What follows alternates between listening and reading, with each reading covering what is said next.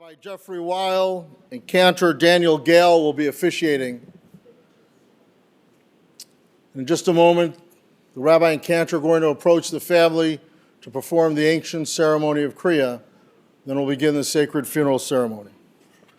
For those of you who are in the first row, I ask all of you to please rise.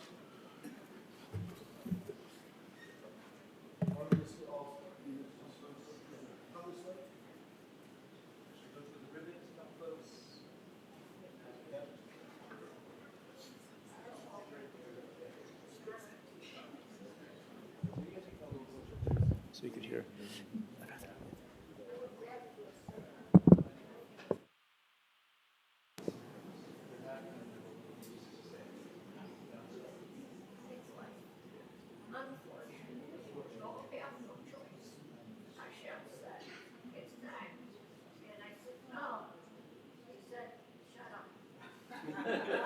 That was not to the rabbi. It was to God.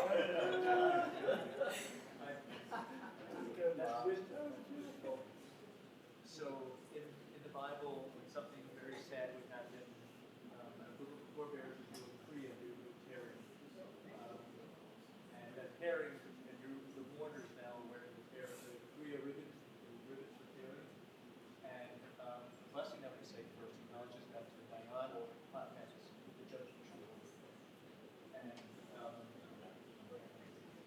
it's hard to acknowledge, as Sandy is over here saying, it's hard to acknowledge God at the same time.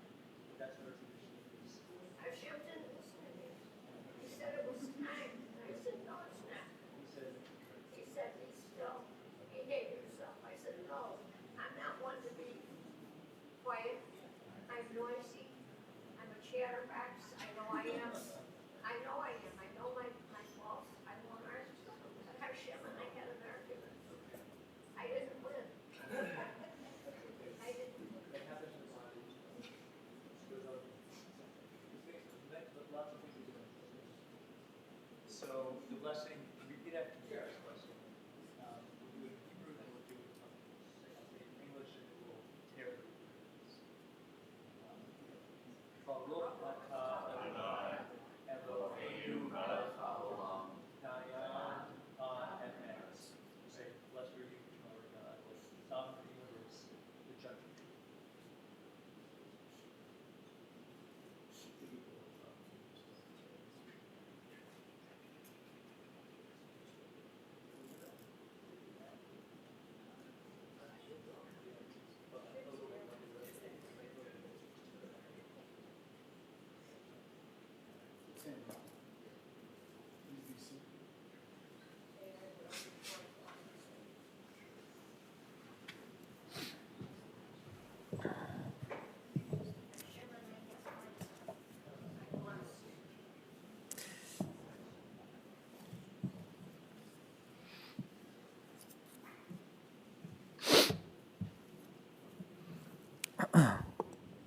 Shiviti Adonai l'negdi tamid, ki mimini bal emot, lachen samach libi, ve'agel kvodi, afesori ishkon lavetach.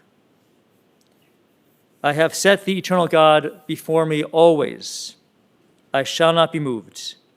Therefore, my heart exults, rejoices. My being is secure, for you, O God, will not abandon me to death, nor let your faithful ones see destruction. You show me the path of life, Orech Chaim. Your presence, O God, brings fullness of joy. Enduring happiness is your gift. The words of the psalmist. Adonai ma adam v'teda ehu, ben enosh v'techashvehu, adam lehevel dama. Yamav ketzel over, babokir tzitz v'chalaf, la'erev Yimalel v'yavesh, tashev enosh adaka v'tomer shuvu v'nei adam. Eternal God, what are we that you have regard for us? What are we, mere mortals, that you would have any regard for us or be mindful of us? All of us are a mere breath. Our days are a passing shadow. We come and go like grass, which in the morning it shoots up and is renewed, and in the evening of our lives, the grass fades and withers. But God, you say, return, O mortal ones, shuvu b'nei Adam. Would that we were wise. Would that any of us really understood whither we go from here. But we know that when we die, we carry nothing with us, not our glory, not our riches. But God, you say, Shmor tam urei yashar, mark the wholehearted, behold the upright. Those are the ones who shall find shalom, who shall find peace. Friends, we gather today to pay tribute to one and remember one who was Tam v'Yashar. He was wholehearted and he was upright. And he was sweet, and he was a singing man. He was a noshing man. He was a smiling man. And if you see this, the picture of Ken Kaiz in this handout, I was thinking, when I first saw it, I thought, that's exactly the picture of Ken that I was hoping would be on this handout. The one where he's smiling like this. And then I realized every picture I've seen of Ken, he's smiling in the exact same way. He had an unbridled smile. That's who he was. And we'll miss that.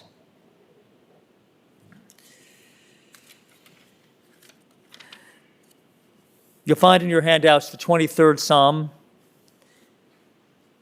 My colleague Cantor Daniel Gale of our congregation, Ezra Habanim, the Niles Township Jewish Congregation, will chant the 23rd Psalm, and then we'll read it together in English.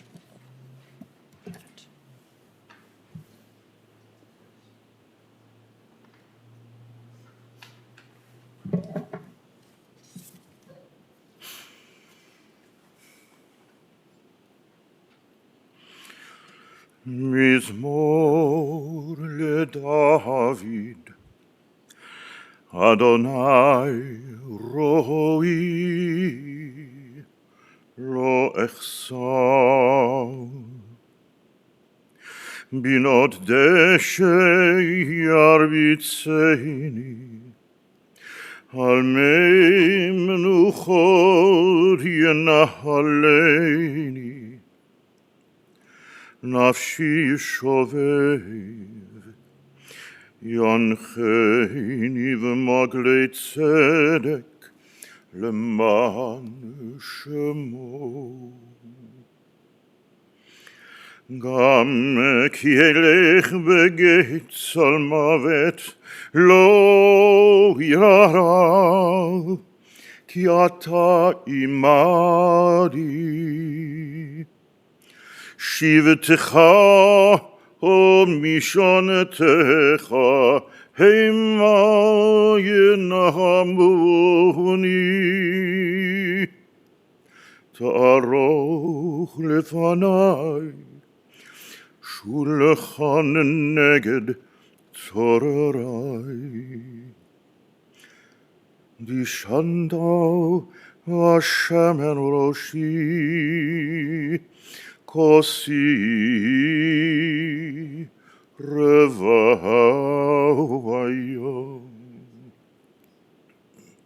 אך טוב וחסד ירדפוני כל ימי חיי. ושבתי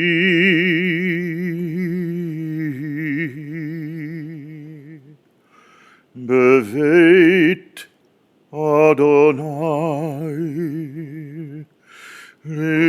לאורך ימים.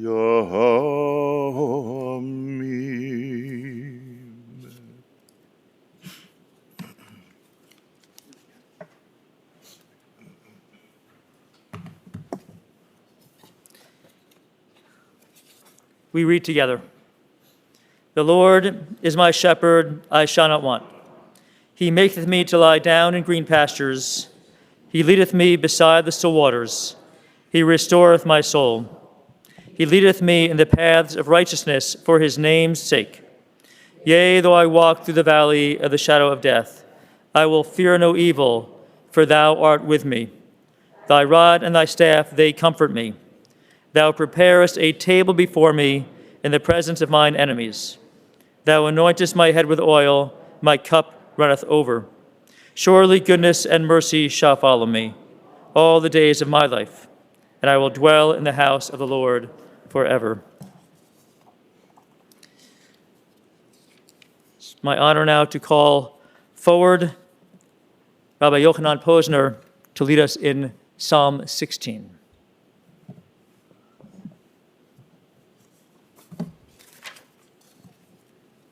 Thank you.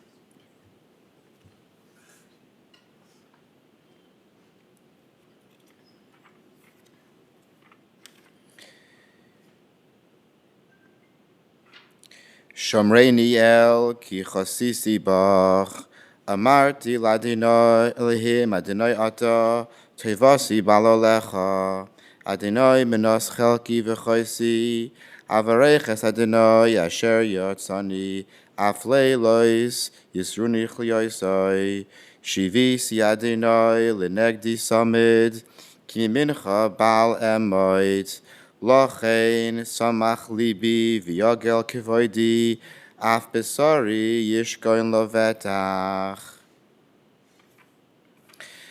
Protect me, Eternal One, for I seek refuge in you. I say to God, you are the Lord, there is none beyond you. Lord is my allotted share and portion. I bless the Lord who has guided me. My conscience admonishes me at night. I am ever mindful of divine presence, who is at my right hand. I shall never be shaken. So my heart rejoices, my whole being exalts, and my body rests secure.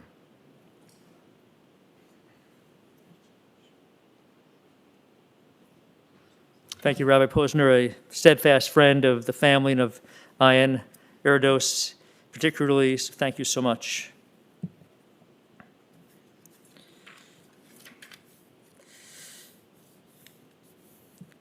L'kol zman ve'et l'chol chefetz tachat hashemayim, et la'leret ve'et lamut, et la'ta'at ve'et la'kor natua, et lifrot ve'et livnot, et livkot ve'et lischok, et tzvod ve'et rakod, et la'shlich avanim ve'et kanos avanim, et la'chavok ve'et lirchok mechabek,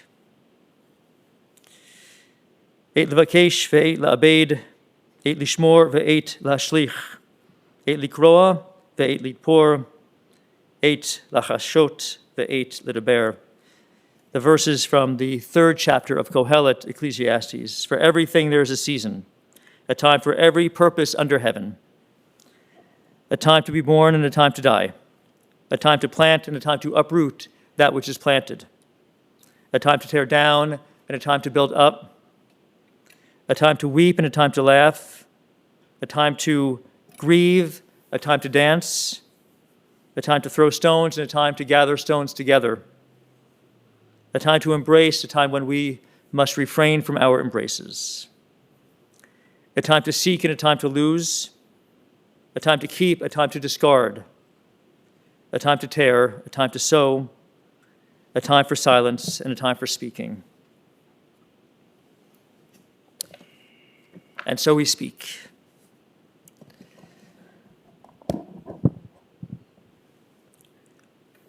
Friends, our Ein Odes will never be the same. Ein Ode means there's no more or there's no other. And these two words stand out in our singing of the Elaine at services. And as many of you know, and those who do not know will not be surprised to learn, Kenneth Kaiz's Ein Ode was like an angelic echo in our sanctuary on Shabbat mornings. It was prominent. It was the loudest Ein Ode in the sanctuary. Ein Ode, Ein Ode, but better. There are certainly other parts of the service besides the Ein Ode in the Elaine that will feel empty without Ken's voice, his Amen. And I hesitate to say this, but I only hesitate a little bit. His sneezes as well. I never had to look when I heard it. That thunderous sneeze was unmistakably Ken Kaiz's. But it is the Ein Ode in particular, there is no other, that I think of now. For although that Ein Ode, of course, refers to God, because there is no other, there's but one, unique. It also applies to this man, Kenneth Kaiz, because Ken was special. He was special in so many ways. Special in his sweetness, special in his helpfulness, in his caring, in his warmth, his good nature, his endearing quirks. There was no one like him. Ein Ode. He always sang. As a kid growing up on Division Street, as his brother Shelly described, he'd belt it out around the house. Son of Celia and Leo, older brother to Shelly and Elaine. You could hear Ken's voice then too, as a boy. The Kaiz family lived modestly, but the three kids wanted for nothing. They were provided for. Ken sang at home and also more formally in school. He went to Sen and graduated from Sen High School and then went on to Shimer College, then in Mount Carroll, Illinois. He joined the family business, eventually Sherwood, working with his father, Leo, and uncle, Dave. Ken was talented at fixing things, all things electrical and mechanical and more. He was also, beyond the store, he was an autodidact. He taught himself a lot, culturally, artistically, and more. He loved opera and orchestral music, and he shared his knowledge and love with his children, Bari, Dayle, Adam, and Dani.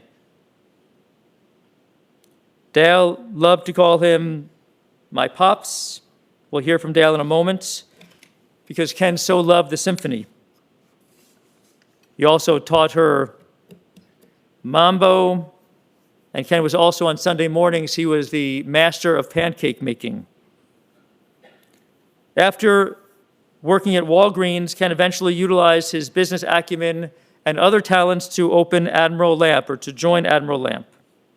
The business worked well, or he worked well at the business for several reasons, but one might be most important, and that was, again, not surprisingly, his rapport with those who walked in the doors of Admiral Lamp.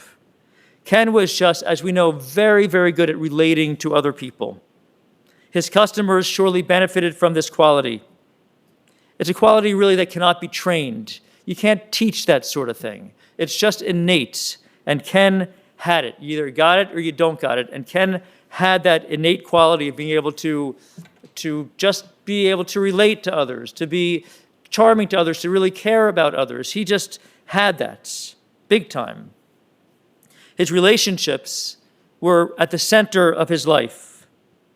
And we all know what a great relationship he found when he entered into that beautiful and loving relationship with our friend Sandy, Zelda, our dear friend. Introduced by their mutual friend Chuck, Ken and Sandy were just right for each other. They loved each other, looked after one another. Sandy certainly looked after Ken.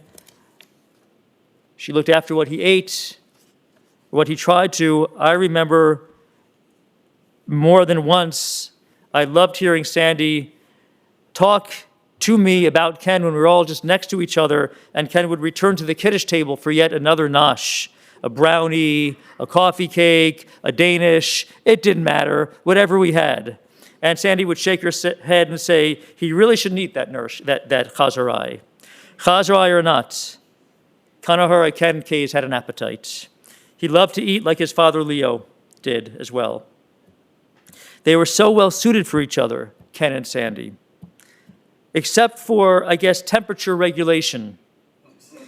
Sandy, as she is now, always wearing a sweater. Ken, always sweating.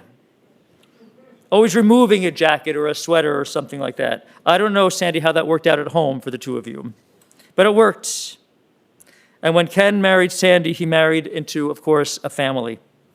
He was an extraordinarily devoted brother-in-law to Jerry and to his family. Jerry, who passed away just months ago, right around Passover time. Sandy, we feel for these losses for you. As you say, it's not fair, but we're not in control. Hashem said it was time. Hashem said it was time. I had a fight with him. He didn't listen to me. He didn't listen to you. God did not listen. Well, that's okay to challenge and also to accept. That's just how it goes, unfortunately. It's just sad, and we're sorry. Ken, of course, was also a devoted presence in your son Ian's life, of course, for many years. And that was extraordinary. And we've also seen, Ian, your extraordinary efforts and your extraordinary devotion to Kenneth. Your helpfulness is clear, has been clear in your constant presence, constant attentiveness, and of course your impressive command of medical issues as well. Not bad for a lawyer, Ian, but it's really true. Ken and Sandy also always remain close to Shelly and Gloria. We'll hear from Shelly, his younger brother, in a moment, and to Elaine and Lester as well. Personally, the very first time I met the whole community, and so many of you were here at Ezra Habanim, the Niles Township Jewish Congregation, it was almost 13 years ago. And I visited on a Shabbat before I really started working there. I think I was just visiting for the first time.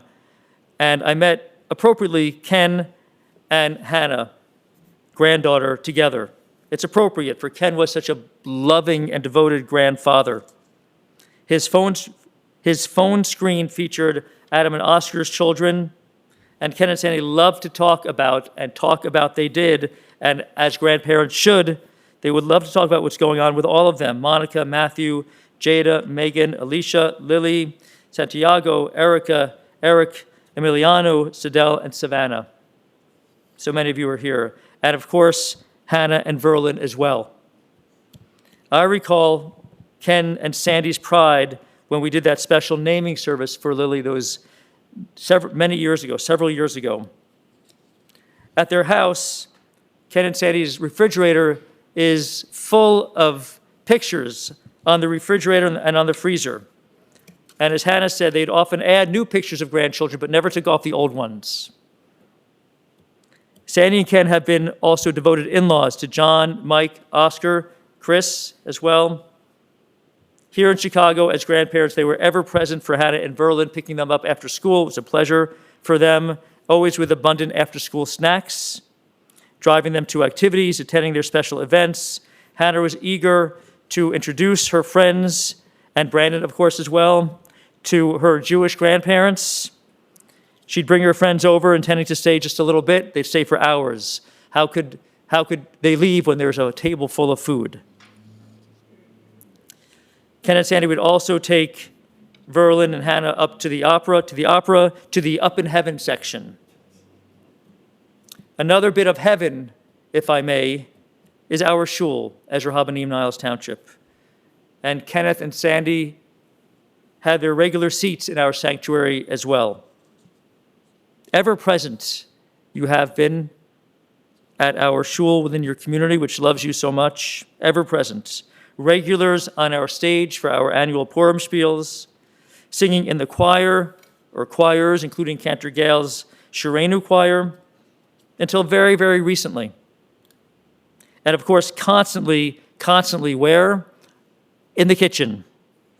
On Thursdays, Ken would park the Buick near the kitchen entrance, and Ken and Sandy would get busy unloading a whole bunch of plastic bags of food, groceries, and they'd bring it up and into the kitchen and get to work preparing for our scrumptious and abundant Kiddush meals for Saturday morning. It was always fun to go in and schmooze with you during these times. They, of course, were also Shabbat morning regulars at our services. Ken Chaim Melech was a Kohen, and so both he and Sandy would take that Kohen Aliyah, the first Aliyah, Torah blessing. And they sat in the regular seats often, very often with Jerry, Sandy's brother, sitting right in the fourth row on the aisle, right in front of me as I would offer my Devar Torah, my teaching on Shabbat morning. And I'd talk and I'd open up for discussion, and Ken Kaiz invariably had a comment every single time. And I will miss it so much. I'd see him as I'm talking, I could see him thinking. And he'd kind of like, he'd lean back, and I'd say, it's time to call on Ken. He'd sort of lean back with a quizzical look on his face, and then he'd offer up some sort of comment, a challenge very often to the text. And those challenges were thematically consistent, completely appropriate, of course, but thematically consistent. He was uncomfortable with some of the really difficult aspects of the text, things that he found to be, or within our tradition, things that he's thought on the surface seemed to be less sensitive to vulnerable people, for instance. And that was the theme for Ken, both in engaging with Torah, engaging with our literary tradition, and in life. He was concerned about people who were less secure in life. And this all came from his kind hearts. That's really what was so special about him. He cared. I cherish how he related to all of us, including to me. He'd say to me, "Hello, young man." And then he'd say, "And how is Jeffrey?" I'm Jeffrey, by the way. That's been my experience with Ken Kaiz. It's been all of our experience with him. And everyone has had the same reaction to his passing. What a great guy. What a nice man. What a kind person. Ezehu Mechubad, we read in Perkei Avot, Ethics of the Fathers. Ezehu Mechubad, who is the one who is honored? It is the one who honors all creation, all creatures, all other human beings. That is the one who is honored. And today, friends, we honor him, Ken Kaiz, because he, kind and helpful and thoughtful, he honored us. And so we honor him.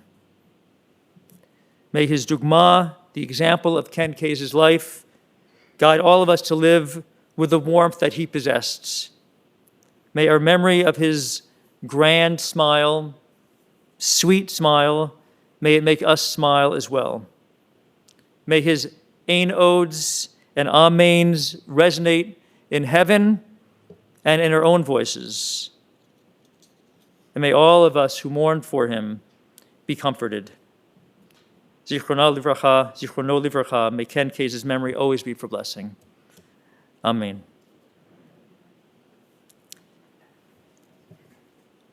I call forward to speak about her father, Dayle.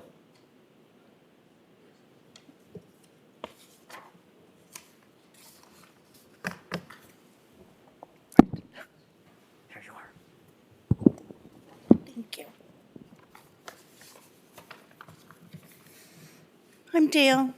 I'm Mike's daughter. I'm Mike's wife. I'm Ken's daughter. I'm sorry. The other night, I was sitting at home and I started thinking of all kinds of things about my dad. And so I just started typing, and this is what came of that. And I thought maybe you'd be interested to know a little bit about my dad from my perspective. So, my dad was more than just a parent. He was my buddy, and he was my mentor. And like Rabbi said, I affectionately called him Pops because of the Boston Pops, and we'd watch them on PBS.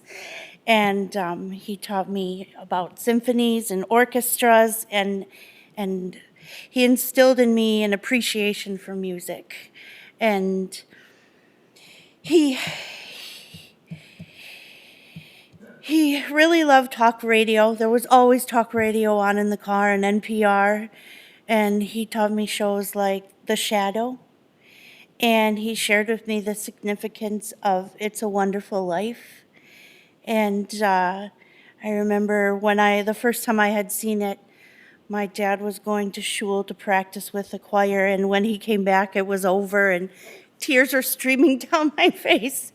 And he sat down with me in the family room and we talked about it. And during our conversation, he emphasized the importance of gratitude. And I live daily with gratitude and remind myself of my gratitude and the things that I need to be grateful for, so that I try not to be sad. Or life is life and it's always sometimes going to be hard. And so at those times, I'm reminded that my dad taught me to be grateful for even little things, like a green light when you're running late, just anything. My dad cherished his relationships, like the rabbi had talked about, and being married to Sandy for so long and how important it was in his family. He's proud of his community and his congregation and the opportunity to sing and act together. He has a big heart, and he inspired me. And a memorable lesson that he taught me was about education. I got caught skipping class with my dad caught me, and he reminded me that skipping out was just discounting myself. And so the only person who was going to lose out was me. And that stuck with me as well. And it motivated me to be more and do more. My parents had their weaknesses just like everyone else, and they made me the person that I am today. And I'm grateful for their love and the lessons that they taught me. My siblings and I have become positive contributors to society thanks to their influence. Like Rabbi said, Ian is an attorney. My sister Bari is a nurse. My brother is brilliant at IT and all things technical. And my little sister Dani, she's a teacher, and she not only teaches preschool children, but she's also teaches the animals. I reflect on my time with my dad and my pops. I'm reminded to appreciate the little things and to be caring and honest and supportive for those around me. And his legacy lives on in me, and I will continue to make him proud, and I love him. I'm only sad that our time together was so short, so that's all. I just love my dad. Thank you for coming.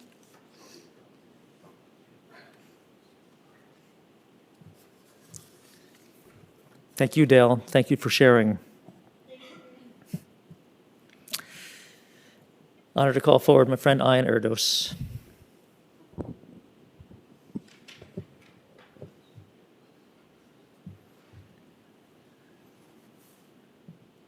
First, I'd like to say thank you to everyone who's here, everyone who's watching on the TV, Zoom, whatever it's called. Thank you to Rabbi Cantor. I know Cantor Resnick is also watching. Thank you to Rabbi Posner and Rabbi Perlstein for being here also. I had a bunch of notes. I had a lot of things I wanted to say. Rabbi managed to really sum it all up, and so did my mother just now by saying it, but we've all been fighting with God for the last 2 weeks. This was an all-of-a-sudden event that none of us could have planned for, none of us expected. Probably the most important thing to say, and the most important thing that we all will remember, is how much love there was.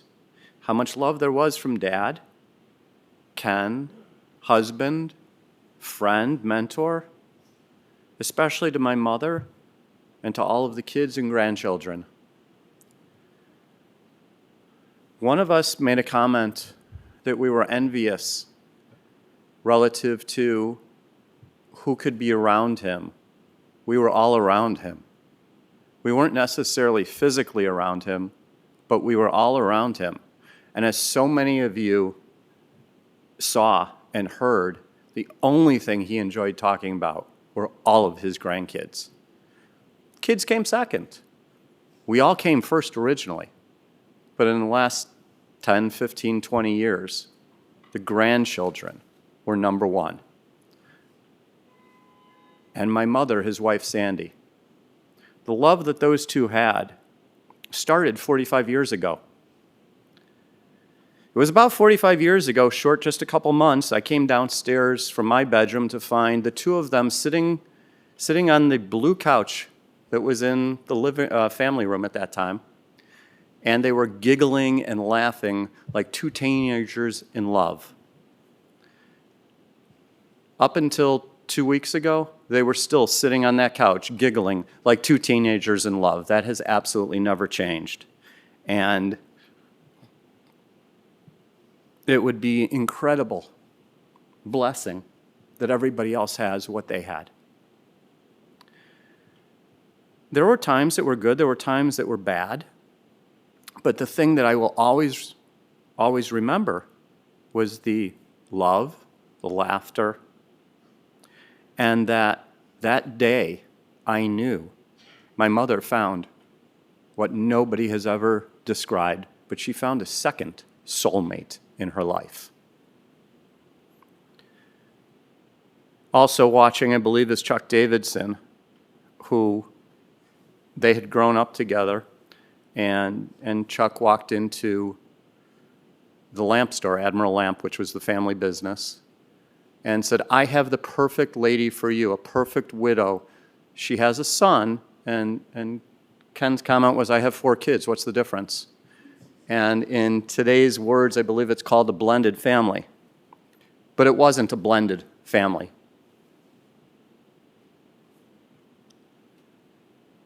I ended up with a new family, a giant family, and they ended up with a new family, a big family. I ended up with 4 more siblings, having been an only child. It was kind of interesting. We have stories about a bedroom, which had a big backstory, but it was the sacrosanct room in the house, because my father, Ava Shalom, always lived in a back bedroom, which was an enclosed porch. So my mother knew that, and even though I had gone off to college, it still was not to be used by anybody. It now became like a storage room, but that's a different story. I do want to thank Dayle and Adam for being my brother and sister. I don't think that will ever change. It better not. Back to that love portion. My mother and my new father were cut from the same cloth. One of the things that was said to me was, you're a teenager. You're about to go to college. But I want you to remember, this is your house. This will always be your home, wherever you are. And I know he said the same thing to Dayle and to Adam and to Dani and to Bari. This is your home, and it always will be. Wherever we are, it will be our home. The rabbi's sermon did talk about one thing that was absolutely amusing and then some. And forgive me for the analogy, but his sneeze could wake the dead. The 2 things that we can never forget, and the entire shul, the entire temple knew when he sneezed. It could actually stop the chazan singing. It was that loud. The other thing, like Rabbi said, was the A-node. And I know a few of the people from Temple that are here and others said the same thing. One of the things we're going to miss, not merely is the love, but is his holding of notes for not just A-node, but for Kiddush and other prayers. His Judaism was second to nothing. It was one of the most important things in his life, whether it was the dancing, whether it was B'nai B'rith, whether it was Habonim, whether it was at Temple. But one of the things that I'm fascinated with, and I don't want people to forget, is that he did have another wife, Ruth, and she and he instilled in their kids Judaism, and he continued with my mother to instill Judaism.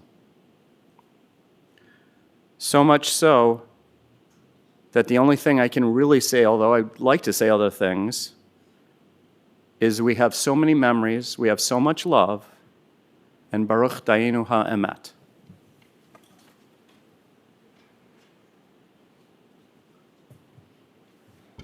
Amen to that, Ian. Thank you so much.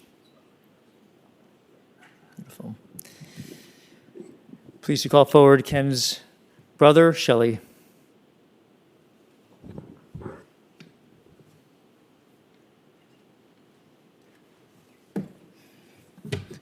So what can I add? I don't know. But I will tell you that most of you, many of you probably didn't even know Ken had a brother, just as many of the people in our synagogue where we're very active don't know anything about my brother. But I learned many things today. It all started for me. I can tell you, I knew how Ken was always after taking care of other people.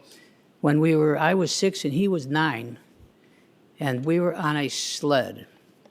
And he was on the sled and I was on his back, and we were at Humboldt Park. And we're going down the hill in Humboldt Park. There was a big hill. There's also a big tree. All right? So on a sled, you're supposed to steer, right, he didn't know that. So we're going towards the tree, and we're going towards Kenny, we're going towards the tree. Lo and behold, he throws me off his back. At the same time, he hits the tree and ends up in the hospital. So the point is that Kenny has always been a protector of other people.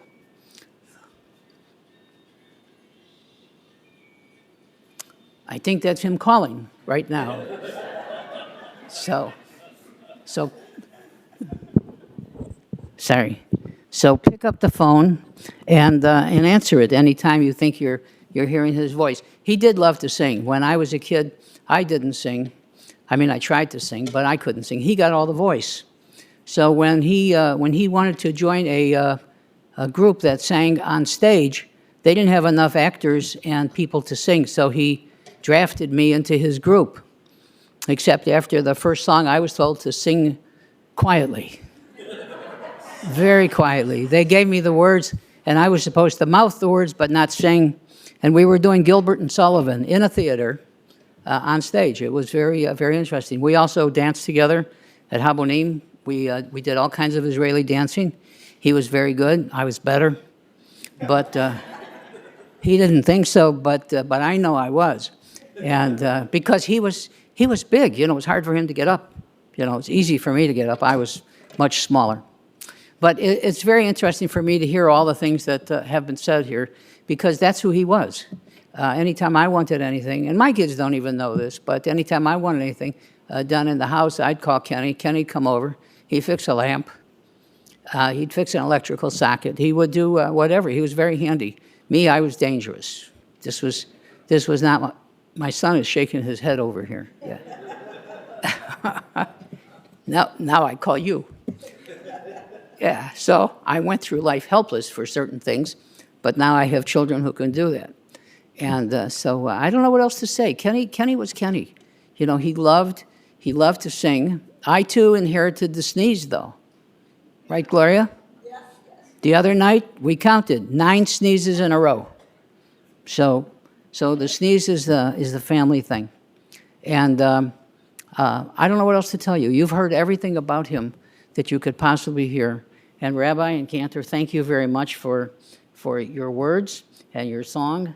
And I would like to leave the rest of it knowing that we grew up in an Orthodox home, and he lives in an Orthodox box.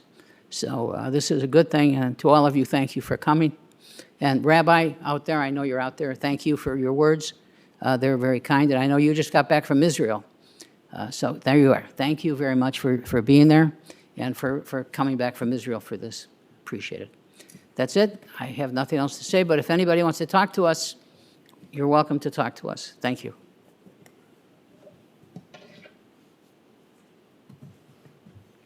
And thank you, Shelly. Good stories, good memories. And Cantor just commented, this is a beautiful funeral, if one can be, and it is, all the laughter and the smiles, and that just testifies to the laughter and smiles and warmth shared by Ken Kenny by Ken Kaiz.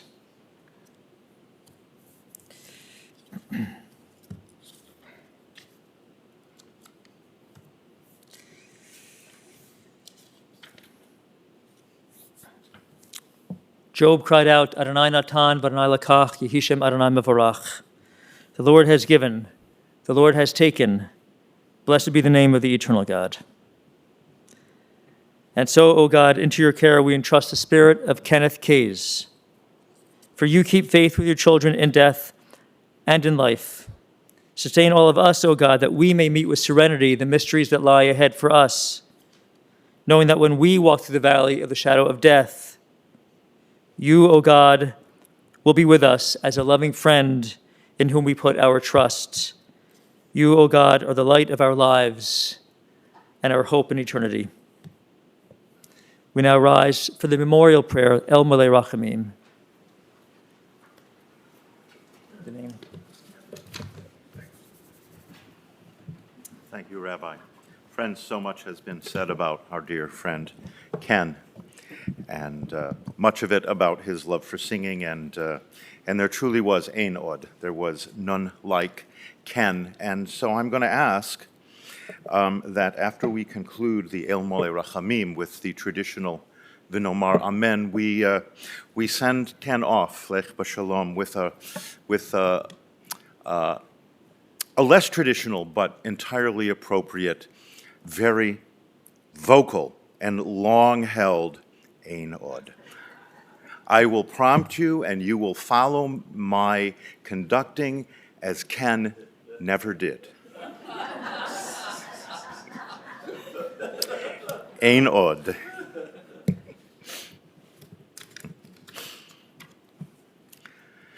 El Malei Rachamim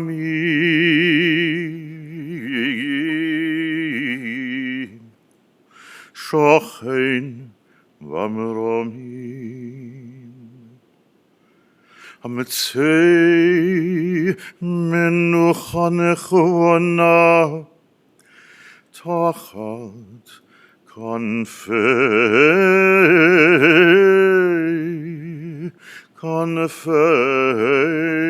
Hashechina B'mahalot Kedoshim B'mahalot Kedoshim Kedoshim Dehorim Kezohar Harakia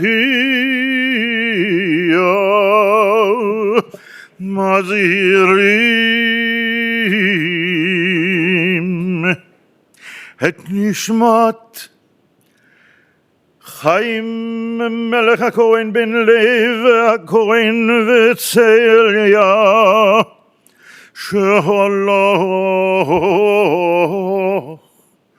Shehalach Le'olamo Began Eden Tehei Menuchato Anna, Anna, Anna, Anna, Anna, Baal Harachamim, Hastireu beset knafecha Leolamim.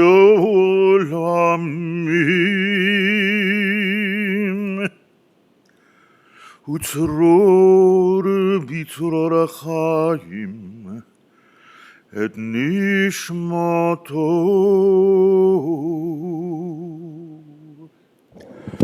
Adonai ho nachlato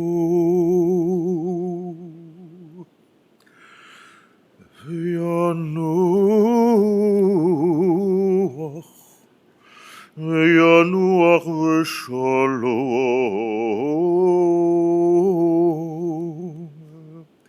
al Mishkavo Venomar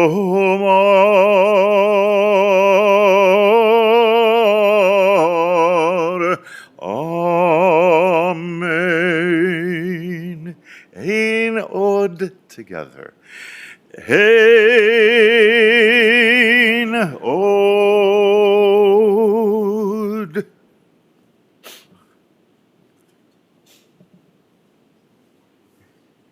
Compassionate God, eternal Spirit of the universe, grant perfect rest in your sheltering presence with the holy and the pure who shine like the light of the heavens, to Kenneth H, who has entered eternity. O God of mercy, let him find refuge in your eternal presence and within the shadow of your wings. Let his soul be bound up in the bond of everlasting life. God is his inheritance. May he rest in peace, and we say, Amen. You may be seated.